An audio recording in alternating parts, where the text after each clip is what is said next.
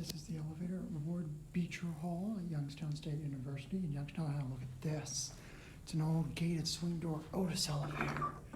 Not sure how old it is, but it's pretty old. Oh, look at that. Retiring cam. I think this is an automatic gate, but I guess it's not automatic right now.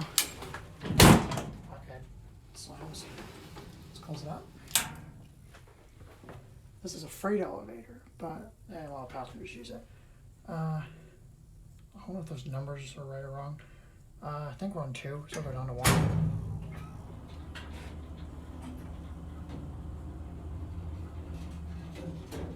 Oh, levels. Wow. Dark down here.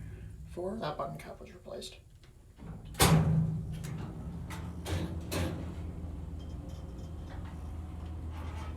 Not sure if this is going over here or not. We'll find out.